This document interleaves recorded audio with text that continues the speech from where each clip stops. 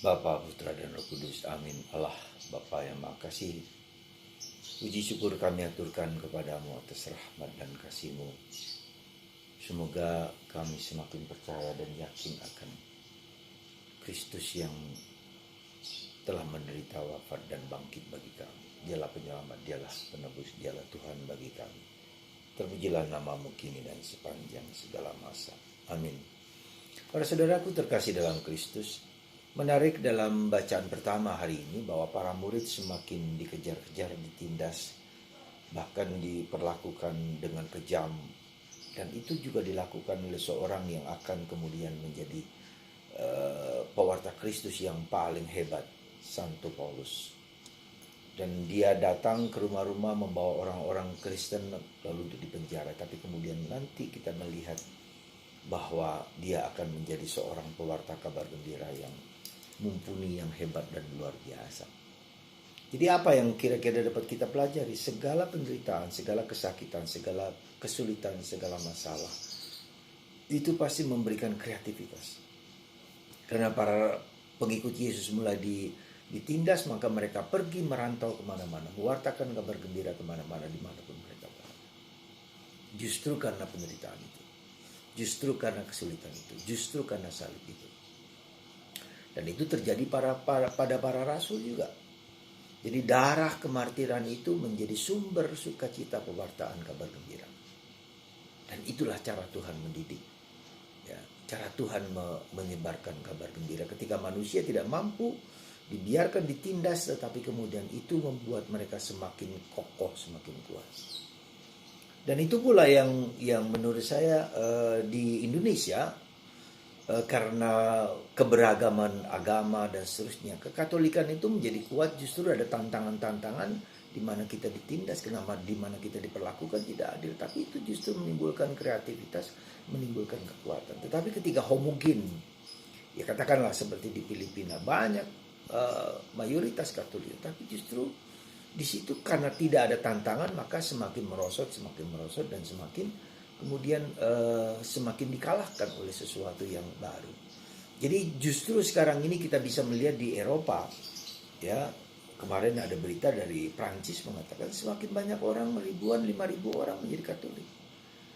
Tapi juga banyak juga orang menjadi masuk Islam karena pengaruh. Jadi justru kebanyaknya orang-orang dari Timur Tengah, dari Arab yang migran ke Eropa, mereka juga mulai terbuka matanya dan Tuhan mengerjakan untuk membuat mereka tahu bahwa bukan hanya agama mereka saja yang mereka anut, tapi perlu juga menyadari kehadiran Kristus. Itu yang pertama. Yang kedua, sekali lagi Yesus mengingatkan kita betapa pentingnya arti iman dan betapa pentingnya arti percaya. Ketika orang percaya kepadaku, dia tidak akan mati. Ya, dia tidak akan binasa. Ya, dia akan mendapatkan kehidupan kekal. Dan itulah salah satu tujuan akhir dari hidup kekal itu. Tetapi kekekalan itu tidak hanya nanti, tetapi harus start from now. Start from sekarang. Jadi kita kerap kali mungkin kurang tepat dalam tanda petik bahwa akhir zaman kita akan bersatu dengan Allah, kembali bersama Allah, benar. Tetapi harus dimulai dari sekarang. Kekekalan itu harus diperjuangkan dari sekarang.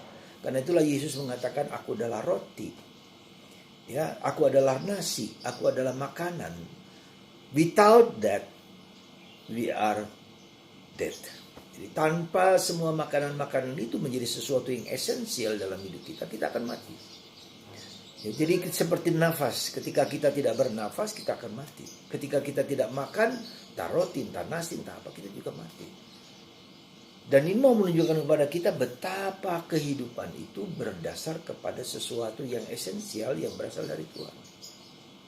Ya, maka mari kita saudaraku terkasih, we are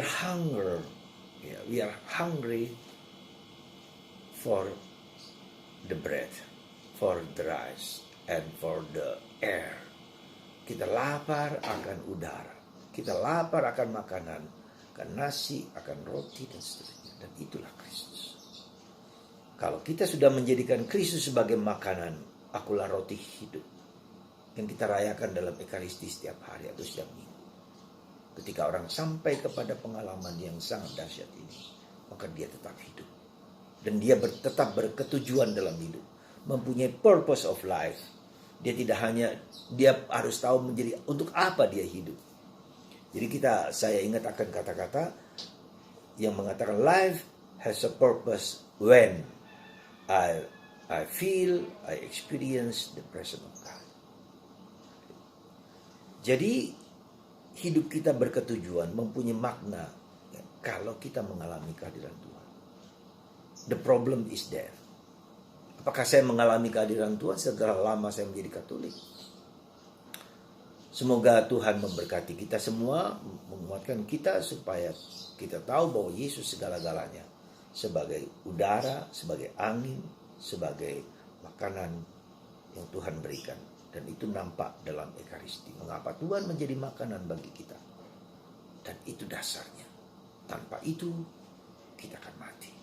Semoga Tuhan memberkati Anda semua dan memberkati kita semua. Untuk tetap yakin dan bertahan. Ekaristi bahwa tubuh Kristus, darah Kristus, udara adalah Kristus yang mau hadir dan tinggal dalam hati kita yang berdosa ini. I am lost, O Lord, without food, without living water, without living bread, without living food. Tuhan memberkati kita semua. Semoga Anda dan kita mengalami kehadiran Tuhan yang nyata, yang hadir dimanapun kita berada. Bapa, Putra,